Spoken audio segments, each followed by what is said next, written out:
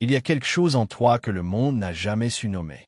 Depuis que tu es petit, ou depuis que tu as commencé à chercher, tu as senti que tu n'étais pas tout à fait à ta place. Pas parce que tu es bizarre, pas parce qu'il y a quelque chose qui cloche chez toi, mais parce que tu portes quelque chose que la plupart des gens autour de toi ne portent pas. Tu t'es peut-être dit que c'était de la solitude, peut-être de l'arrogance, peut-être juste une sensibilité un peu trop grande pour ce monde un peu trop petit. Mais non, ce que tu portais, c'était un appel. Et aujourd'hui, je suis là pour te dire, devant Dieu, devant tout ce que je suis, que tu n'es pas arrivé sur cette vidéo par hasard. Cet algorithme ne t'a pas trouvé. C'est Dieu qui t'a envoyé ici. Parce que le moment est venu. Parce que le seau commence à se briser. Parce que tu es prêt, même si tu ne le sais pas encore complètement. Tu es un chosen one. Et avant qu'on aille plus loin, si tu te reconnais dans ces mots, si quelque chose dans ta poitrine vient de bouger en lisant ou en entendant ça, alors ce que tu fais maintenant, c'est t'abonner. Parce que cet espace a été créé pour toi. Pour ceux qui se sentent différents. Pour ceux qui cherchent Dieu avec une fin que personne autour d'eux ne comprend vraiment. Abonne-toi maintenant. Active la cloche. Ce contenu va changer ta vie. Et pour confirmer que tu es prêt à recevoir ce que Dieu a pour toi aujourd'hui, écris 777 dans les commentaires. Maintenant, pour briser le sceau. 777, c'est le chiffre de la plénitude divine. 3 fois la perfection. Écris-le et quelque chose s'active dans le spirituel. Pas de magie. Pas de superstition. Une déclaration. Un acte de foi. Une façon de dire à Dieu, je suis là. Je suis prêt. Yereois. Alors commençons. Parce que ce que tu es sur le point d'entendre, personne ne te l'a jamais dit comme ça. Pas ton église. Pas ta famille. Pas tes amis. Peut-être même pas toi-même, dans tes moments les plus honnêtes. Mais Dieu, lui, l'a su depuis avant que tu naisses. Tu n'es pas arrivé ici par accident. Tu as été choisi. À la main. Par lui. Et il est temps que tu le saches vraiment. Laisse-moi te poser une question. Quand tu étais plus jeune, à l'école, dans ta famille, dans tes groupes d'amis, est-ce que tu t'es déjà senti comme si tu observais la scène de l'extérieur? Comme si les autres vivaient quelque chose que toi tu regardais, un peu décalé, un peu à part, sans vraiment comprendre pourquoi tu ne pouvais pas simplement rentrer dans le moule? Est-ce que tu t'es déjà retrouvé à poser des questions sur Dieu, sur la vie, sur le sens des choses, dans des contextes où les autres ne semblaient pas avoir envie de se poser ces questions-là, où les autres riaient, consommaient, s'agitaient, et toi tu étais là, assis avec une pensée trop lourde pour la pièce? Est-ce que tu as déjà eu le sentiment d'aimer Dieu d'une façon que même ta communauté religieuse ne comprenait pas tout à fait? Trop intense pour les uns, trop questionnante pour les autres, trop silencieuse, trop vivante, jamais tout à fait alignée avec ce qu'on t'avait appris à être. Si tu réponds oui à une seule de ces questions, même timidement, même avec un doute, alors ce que je te dis maintenant est pour toi. Tu n'étais pas en train de dysfonctionner. Tu étais en train d'être formé. Il y a dans la Bible un mot hébreu, bachar. Il signifie choisir. Mais pas comme on choisit une chemise dans un rayon. Bachar, c'est choisir après examen. Après avoir sondé. Après avoir vu ce qu'il y avait à l'intérieur. C'est le mot utilisé quand Dieu choisit Israël. Quand il choisit David. Quand il choisit ses serviteurs à travers les âges, et ce mot-là, il te concerne. Parce que ce que tu as vécu comme une anomalie, Dieu l'a vécu comme une confirmation. Ta différence n'est pas un bug. C'est une signature. Pense à Joseph. Jeune homme dans une famille nombreuse, fils préféré de son père, porteur de rêves que personne autour de lui ne comprenait. Ses frères le regardaient et voyaient de l'arrogance, de la prétention. Un garçon qui se croyait supérieur. Mais Dieu regardait Joseph et voyait quelque chose d'autre. Il voyait un homme qui serait capable de porter une charge que les autres n'auraient pas pu porter. Un homme dont le caractère devait être forgé dans la solitude, dans la trahison, dans la fosse, dans la prison, avant que le palais soit possible. Est-ce que tu t'es déjà senti trahi par quelqu'un que tu aimais? Est-ce que tu t'es déjà retrouvé dans une fosse pas forcément physique, mais émotionnelle, spirituelle, où tu ne voyais pas comment tu allais t'en sortir? Alors tu sais ce que Joseph a vécu. Et si tu sais ce que Joseph a vécu, tu peux aussi savoir ce que Joseph a reçu. Le problème, c'est qu'on nous a appris à voir notre différence comme un défaut à corriger. On nous a dit de nous intégrer, de ne pas trop nous faire remarquer, de ne pas trop parler de Dieu dans les dîners, de modérer notre foi pour la rendre plus socialement acceptable, de mettre un couvercle sur la flamme pour qu'elle ne brûle pas trop fort. Mais une flamme qu'on étouffe ne devient pas plus sage. Elle devient juste plus frustrée. Et cette frustration, cette sensation d'étouffement, ce sentiment d'être trop grand pour ta propre vie, ce n'est pas de l'orgueil. C'est une promesse qui cherche à s'accomplir. Tu as été différent depuis toujours. Et aujourd'hui, je veux te dire, c'est l'un des signes les plus clairs que tu es appelé à quelque chose que la moyenne ne peut pas porter. Vous êtes vu. Vous êtes connu. Vous êtes choisi. Il faut qu'on parle de ce que ça t'a coûté. Parce que d'être différent, d'être choisi avant même de le savoir, ce n'est pas gratuit. Ce n'est pas une vie de facilité. Ce n'est pas une carte dorée qu'on te tend en souriant. C'est souvent une vie de malentendus. Les gens t'ont mal lu. Depuis longtemps. Peut-être depuis toujours. Certains t'ont trouvé trop sérieux, trop intense, trop spirituel pour leur goût. Ils disaient que tu te prenais la tête pour rien, que tu compliquais les choses, qu'il fallait profiter de la vie au lieu de toujours chercher un sens derrière tout. D'autres t'ont trouvé trop naïf, trop croyant, trop confiant en un Dieu qu'ils ne voyaient pas, dans une promesse qu'ils ne comprenaient pas. Ils t'ont regardé prier et ils ont peut-être souri, pas avec malveillance toujours, mais avec cette condescendance douce qui fait encore plus mal que la moquerie franche. Et peut-être que le pire n'est pas venu de ceux qui ne croyaient pas. Peut-être que le pire est venu de l'intérieur de ton propre environnement religieux. Des frères et sœurs dans la foi qui ne comprenaient pas ton niveau de faim, qui trouvaient tes questions dérangeantes, qui préféraient la conformité au questionnement, qui t'ont dit de te taire, de te soumettre, de ne pas remettre en cause les structures, qui t'ont fait sentir que ta soif pour Dieu était un problème, alors que c'était ton trésor le plus précieux. Ça a un nom, ce que tu as vécu. C'est l'incompréhension du prophète dans son propre pays. Jésus lui-même a dit, un prophète n'est pas accepté dans sa patrie. Il ne le disait pas juste pour lui.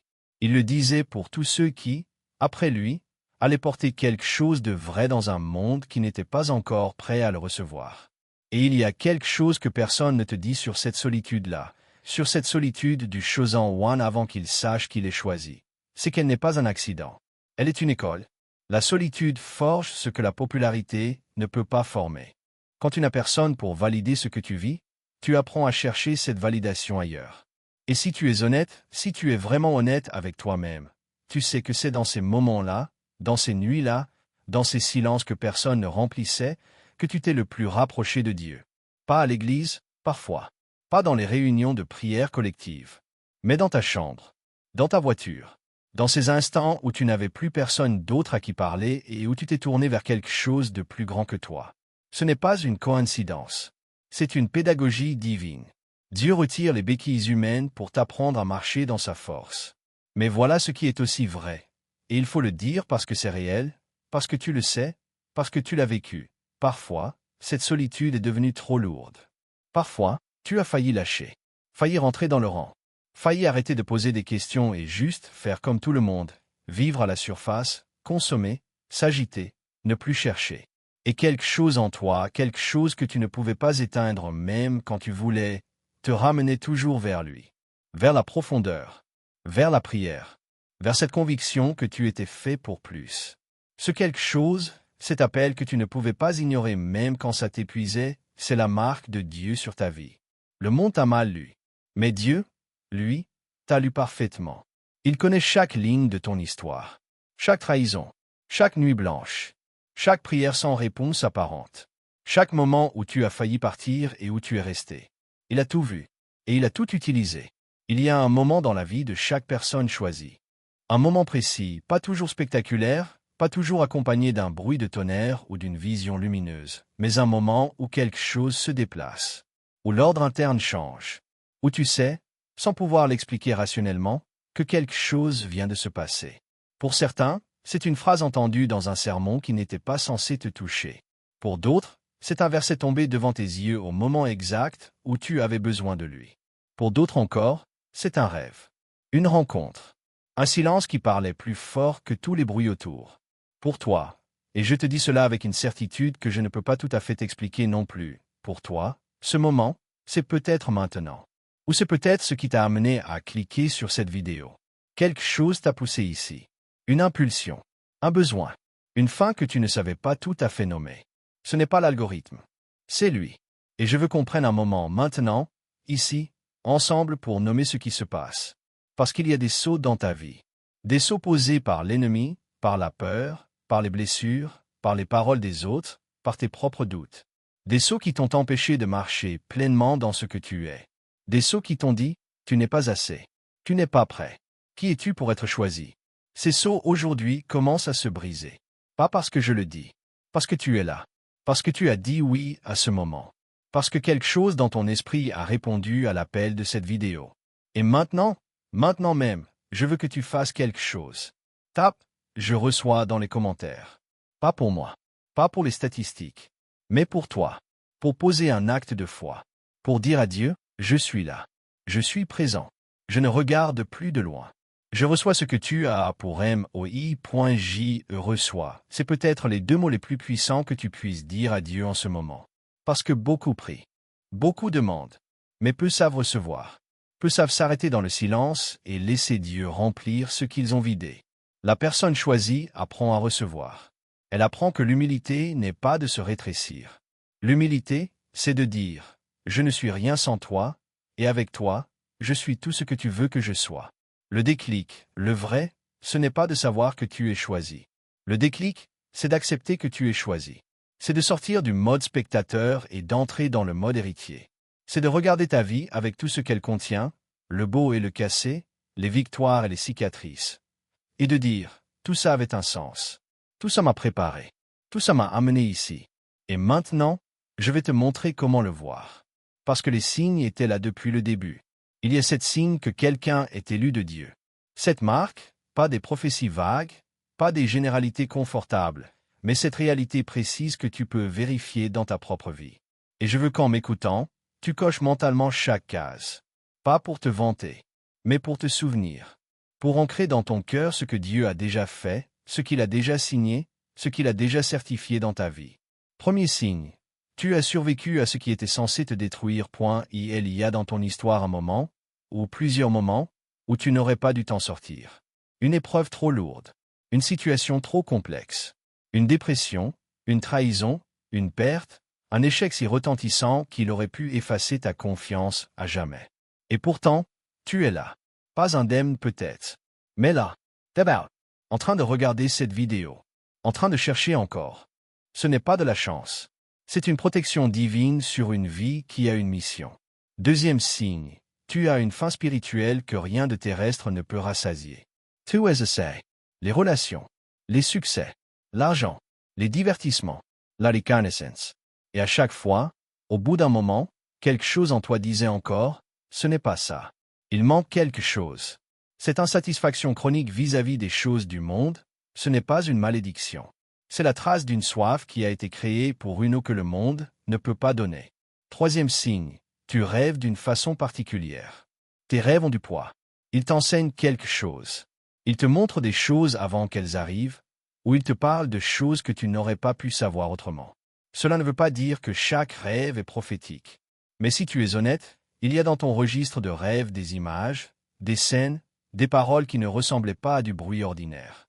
Quatrième signe, les gens te racontent leur vie. Des inconnus s'ouvrent à toi. Des gens qui ne t'ont jamais vu te font confiance comme s'ils te connaissaient depuis toujours. Ton entourage vient te chercher dans les moments difficiles.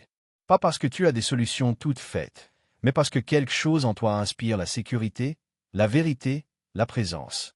C'est le signe d'un berger en formation. Cinquième signe, tu as été mis à l'écart pendant des saisons. Des périodes de ta vie où tu n'avançais pas, où tout semblait bloqué, où tu te demandais pourquoi tout semblait plus facile pour les autres.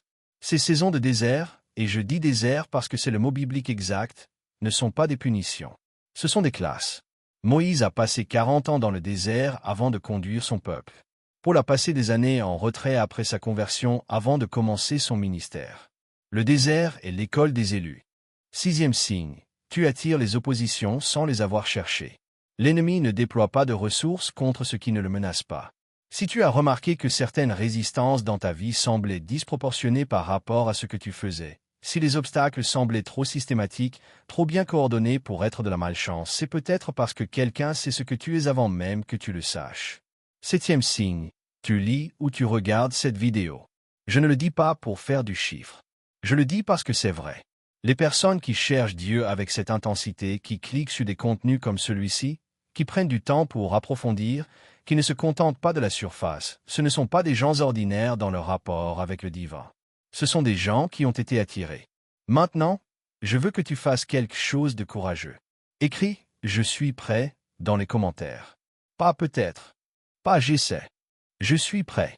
Parce que la préparation n'est pas la perfection. La préparation, c'est la disponibilité. Et Dieu peut faire quelque chose avec quelqu'un de disponible. Il y a une différence cruciale, et peu de gens la font entre être appelés et être choisis. Beaucoup sont appelés. L'appel est universel. Dieu appelle toute l'humanité à lui. Il appelle tout le monde à la relation, à la réconciliation, à la vie.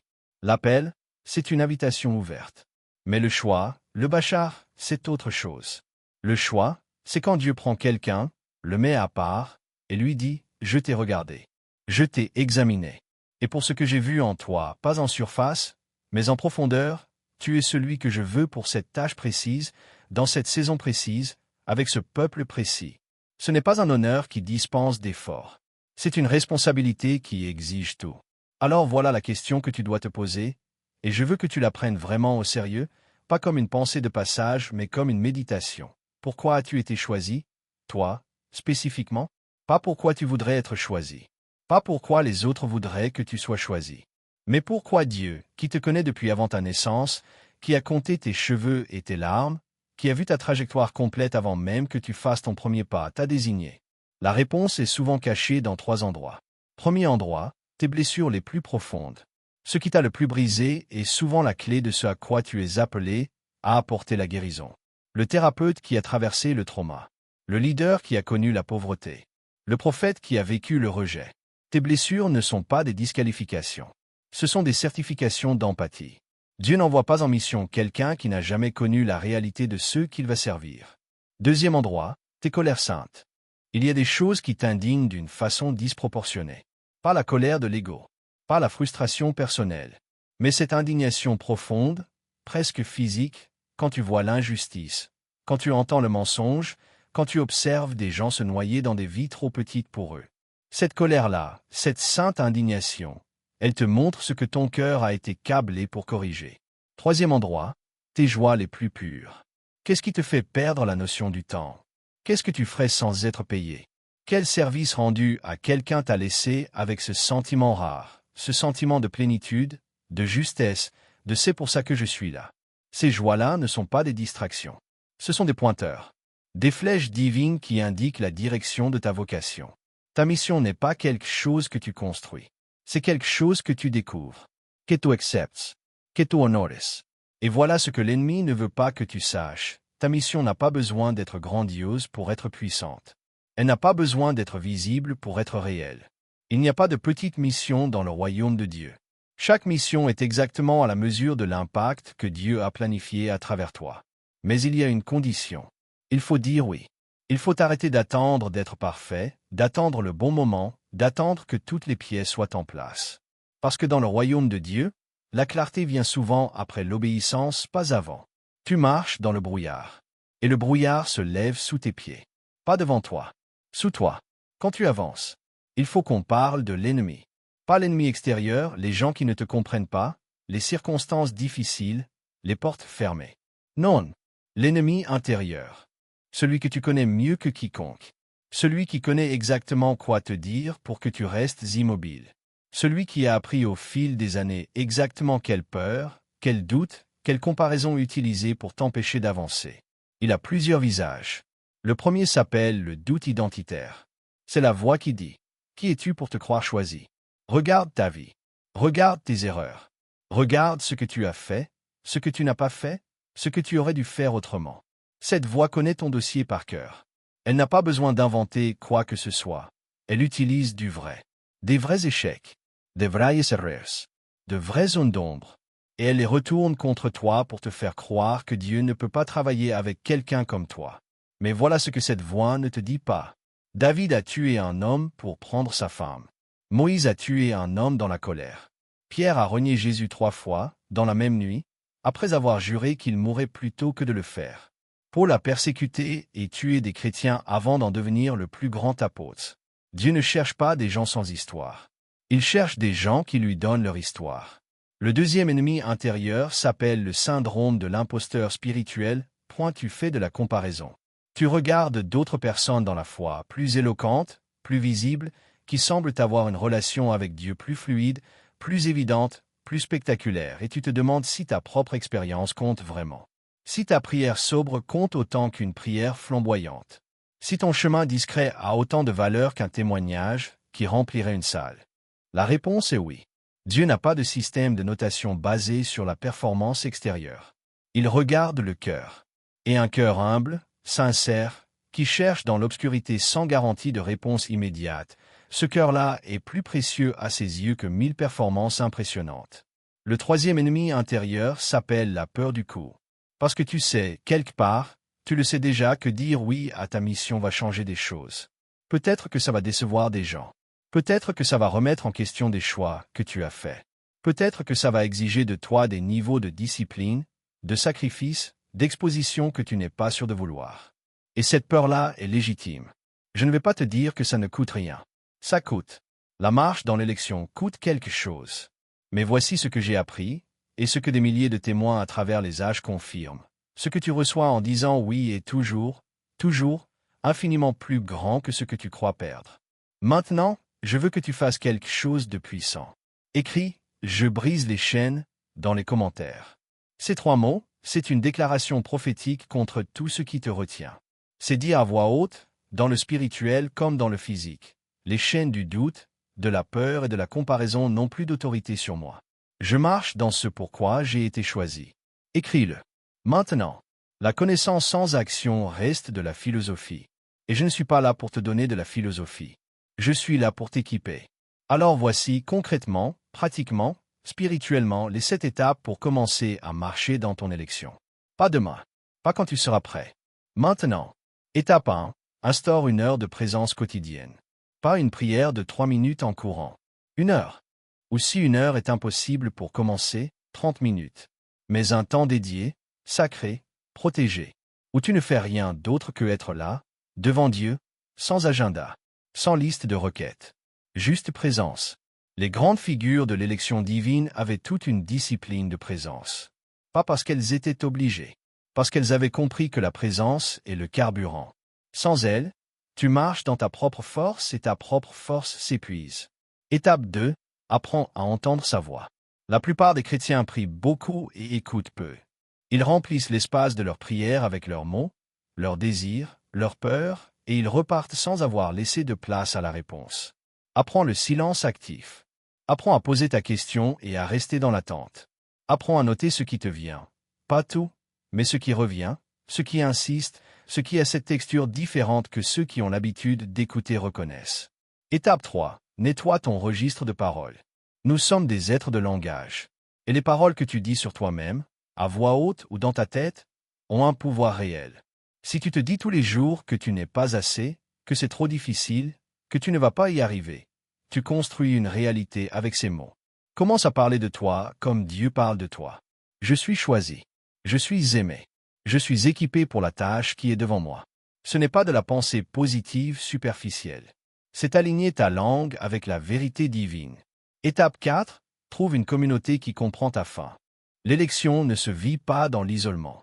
Même les prophètes les plus solitaires avaient des cercles de disciples, des compagnons de route, des gens avec qui partager le fardeau et la joie. Si ton entourage actuel ne comprend pas ton niveau de faim spirituelle, si tu te sens constamment seul dans ta foi même au milieu d'autres croyants, alors c'est un signal. Un signal qu'il est temps de chercher un environnement différent. Des espaces, des communautés, des cercles où la profondeur est valorisée. Cet espace ici, cette chaîne, cette communauté a été créée pour ça. Pour être un lieu où ceux qui se sentent différents peuvent se retrouver entre eux. Étape 5. Commence à servir, même à petite échelle. L'élection ne se confirme pas dans l'attente. Elle se confirme dans le service. Commence là où tu es, avec ce que tu as, pour qui tu as accès. Ne cherche pas la grande scène avant d'avoir honoré la petite table. Dieu teste la fidélité sur le peu avant de confier le beaucoup. Ce que tu gères avec intégrité dans l'obscurité, il le bénira en lumière. Étape 6. Traite les blessures non résolues. Je l'ai dit plus tôt, tes blessures sont des ressources. Mais seulement si elles sont traitées. Une blessure non traitée ne t'équipe pas, elle te saigne. Elle affecte tes décisions, tes relations, ta vision de toi-même et de Dieu. Prends le temps, avec un accompagnant spirituel, un thérapeute, dans la prière profonde, de nommer et traiter ce qui n'a pas encore été guéri. Parce que tu ne peux pas donner ce que tu n'as pas reçu. Et tu ne peux pas porter durablement ce que tu saignes encore de porter. Étape 7. Dis oui avant d'avoir toutes les réponses. C'est peut-être la plus difficile. Et la plus importante. À un moment, il faudra agir sans avoir la carte complète. Il faudra faire le premier pas sans voir le chemin entier. Il faudra dire oui à Dieu avant de comprendre exactement où ce oui va te mener. C'est la définition de la foi. Non pas l'absence de doute, mais l'action malgré le doute. La confiance en quelqu'un plus grand que ta compréhension. Abraham est parti sans savoir où il allait. Esther a parlé au roi sans garantie de survie. Pierre a marché sur l'eau une fraction de seconde avant de regarder les vagues. Ces fractions de seconde d'obéissance changent des destins. Ta fraction de seconde, elle commence peut-être maintenant. Écris « J'active » dans les commentaires. C'est ta déclaration que tu ne consommes plus passivement. Que tu actives la promesse dans ta vie. Que tu passes du stade spectateur au stade participant dans ce que Dieu fait. Les principes sont puissants, mais les histoires changent des vies. Alors je veux te parler de vraies personnes. Des vraies transformations. Pas des success stories hollywoodiennes avec des arcs parfaits et des fins heureuses. Des histoires vraies avec de la complexité, des rechutes, des moments de doute et la grâce de Dieu qui travaille à travers tout ça. La première histoire est celle d'une femme que j'appellerai Marie. Marie a grandi dans une famille croyante mais très formelle. La foi était une obligation, pas une relation. Elle a passé toute son adolescence à respecter les règles extérieures de la religion tout en ressentant un vide intérieur qui ne se remplissait jamais. À 24 ans, après un divorce douloureux et une dépression sévère, elle a arrêté complètement. Plus d'église, plus de prières, plus de Dieu ou du moins, plus du Dieu qu'on lui avait présenté. Mais le vide, lui, est resté pointé dans ce vide, dans cette nuit où elle n'avait plus les mots, plus l'énergie, plus rien. Quelque chose s'est passé. Elle décrit ça comme une présence. Pas une voix, pas une lumière. Une présence chaude, enveloppante, qui lui disait sans mots, « Je suis là. Je n'ai jamais bougé. Et ce que tu cherches depuis toujours, c'est moi. » Cette nuit-là a tout changé. Non pas parce que tout est devenu facile. Les problèmes étaient encore là le lendemain matin. Mais parce qu'elle n'était plus seule dans les problèmes. Parce qu'elle avait rencontré, enfin, vraiment rencontré le Dieu qu'elle avait cherché toute sa vie sous des tonnes de religion. Aujourd'hui, Marie accompagne des femmes qui traversent des divorces. Elle utilise exactement ce qu'il a brisé pour reconstruire d'autres. C'est ça, l'élection en action. La deuxième histoire est celle d'un homme que j'appellerai Samuel. Samuel était ce qu'on appelle un cas fermé dans son entourage. 30 ans d'addiction. Plusieurs rechutes après des périodes de sobriété. Une famille épuisée. Une foi intermittente qui semblait ne jamais tenir. Il était, selon toutes les métriques humaines, quelqu'un dont la trajectoire était tracée. Mais Dieu ne travaille pas avec les métriques humaines. Un jour, après une rechute particulièrement grave, Samuel s'est retrouvé dans une église qu'il n'avait jamais fréquentée, dans une ville où il ne connaissait personne, poussé là par une série de circonstances qu'il ne s'explique toujours pas. Et le message de ce jour-là parlait exactement de ce qu'il vivait. Mot pour mot. Comme si le prédicateur avait lu son journal. Il dit encore, « J'ai compris ce jour-là que Dieu me cherchait depuis plus longtemps que je ne le cherchais. 5 ans de sobriété aujourd'hui. Une communauté qu'il a fondée pour aider des hommes en addiction. Une famille reconstruite. Pas parfaite mais vivante. La troisième histoire, c'est peut-être la tienne. Elle n'est pas encore terminée. Elle est peut-être encore en train de s'écrire. Peut-être que tu es dans la partie difficile, dans la fosse de Joseph, dans le désert de Moïse, dans la prison de Paul. Peut-être que tu ne vois pas encore comment les pièces vont s'assembler. Mais voici ce que ces histoires ont en commun, et ce que ton histoire a en commun avec elles. À chaque fois, Dieu était présent avant que la personne ne le reconnaisse. À chaque fois, la blessure la plus profonde est devenue la porte de la plus grande mission. À chaque fois, ce qui semblait être une fin était une préparation. Ton histoire n'est pas finie. Et la partie la plus belle, la partie où tu comprendras tout, où les points se rejoindront, où tu pourras dire comme Joseph à ses frères, « Vous avez voulu me faire du mal, mais Dieu a tout transformé en bien. Cette partie-là est encore devant toi. Elle t'attend. » Nous arrivons à la fin. Pas la fin d'un contenu. La fin d'un commencement. Parce que si tu es encore là, si tu as regardé ou écouté jusqu'ici, alors quelque chose en toi a dit oui à chaque étape. Peut-être timidement. Peut-être avec des questions encore. Peut-être avec des larmes, ou avec cette gorge serrée qui signifie qu'on a touché quelque chose de vrai. Et je veux que tu t'en souviennes. Souviens-toi de ce moment précis. Souviens-toi de ce que tu as ressenti en entendant les mots. Tu es vu. Tu es connu. Tu es choisi. Souviens-toi de cet instant où quelque chose dans ta poitrine a répondu, pas parce que quelqu'un t'a flatté, mais parce qu'une vérité ancienne a été nommée à voix haute pour la première fois. Tu n'es pas arrivé ici par accident. Je le répète une dernière fois, pas pour faire de la répétition, mais parce que les grandes vérités ont besoin d'être entendues plusieurs fois avant de s'installer vraiment dans nos cœurs, avant de descendre de notre tête à notre ventre, avant de devenir une conviction et pas juste une information. Tu as été choisi, à la main, avant ta naissance, par un Dieu qui connaît ton nom, qui connaît ta douleur, qui connaît tes rêves secrets, qui connaît les parties de toi que tu n'as jamais montrées à personne. Et ce Dieu-là ne t'a pas amené jusqu'ici pour te laisser là. Il t'a amené jusqu'ici pour te préparer à ce qui vient. La question n'est plus « Est-ce que je suis choisi ?» La question est « Qu'est-ce que je fais de cette élection maintenant? Est-ce que je la reçois? Est-ce que je l'honore? Est-ce que je dis oui, pleinement, sans réserve, en sachant que ça va coûter quelque chose et que ça va valoir infiniment plus?